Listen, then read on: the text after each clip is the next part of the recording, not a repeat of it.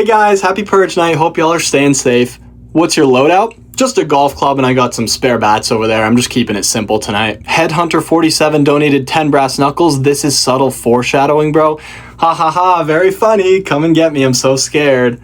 Are you going to commit any crimes tonight? Actually, funny enough, I just got back. I stole the neighbor's Amazon package and guess what I did? I jaywalked back home. Neighbors, if you're in here, I'm sorry about that. Madman Mark said, just finished up the neighborhood run. I got a triple kill. Congrats, man. Wait, were you the one that was just ripping up and down the street like a half hour ago with the big ass snowplow?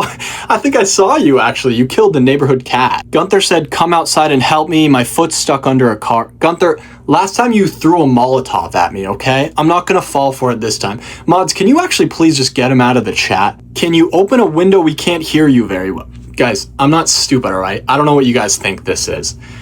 What kind of lock do you have on your door? We actually replaced our locks with like deadbolts. I think they're iron. Doorbell Demon donated 10 flamethrowers. Thank you, bro.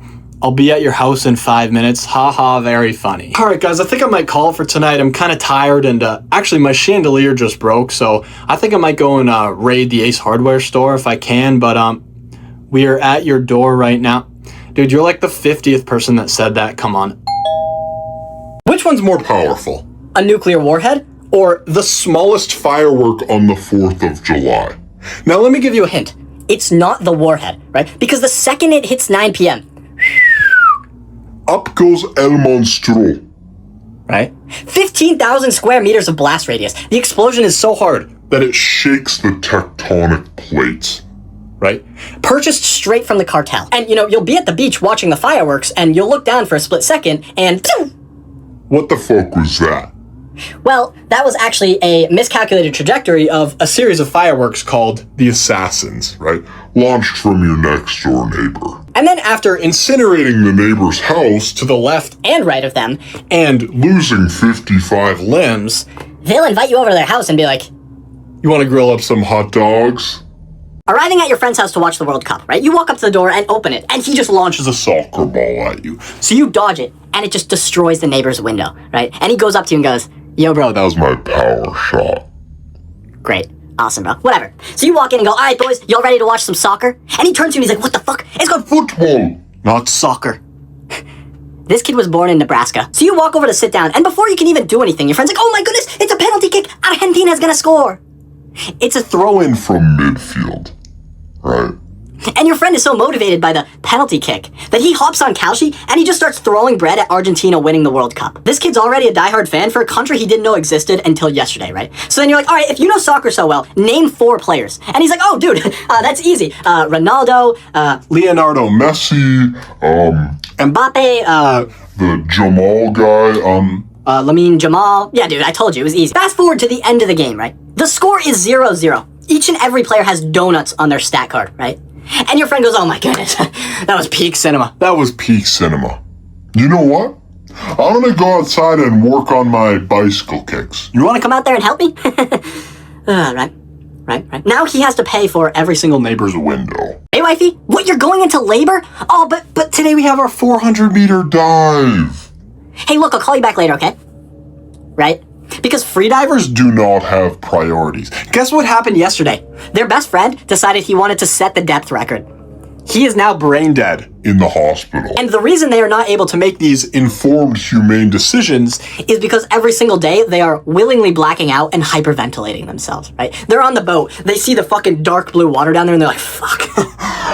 Oh my gosh! And they just dive in. And they start climbing the rope down into the water to about colossal squid depth, right?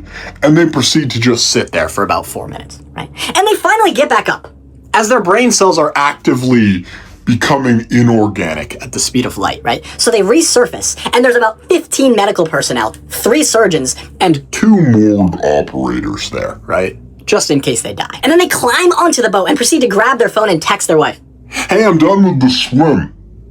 Let's call the baby Coral. You know what I mean? First day of astronomy class, and you think it's gonna be all planets and stars, right? But your teacher is Neil deGrasse Tyson. Right? So you walk in and find a seat, and he goes, all right, class, today we're gonna be learning about the Schwarzschild radius. Now let me get a volunteer. Gunther, come on up. Oh, shit. Right? Now, class, if we compress Gunther into the size of a black hole, what would his Schwarzschild radius be? Well, Let's demonstrate that. so, Now Gunther is the size of a molecule, right? and he is now Enveloping half the class. So you move to the back of the classroom so as not to become the next volunteer, right? But the kids in the back have actually just simulated the Big Bang with a couple of rocks. and they just created a whole new world, right? And then over to the left, the innovative kids, you could say, they actually created a new Sun and built a Dyson sphere around it. and instead of putting an end to the impending doom of the universe caused by this classroom, the teacher decides to fund the work of the kid in the corner. Who just figured out a way to surpass the speed of light, right?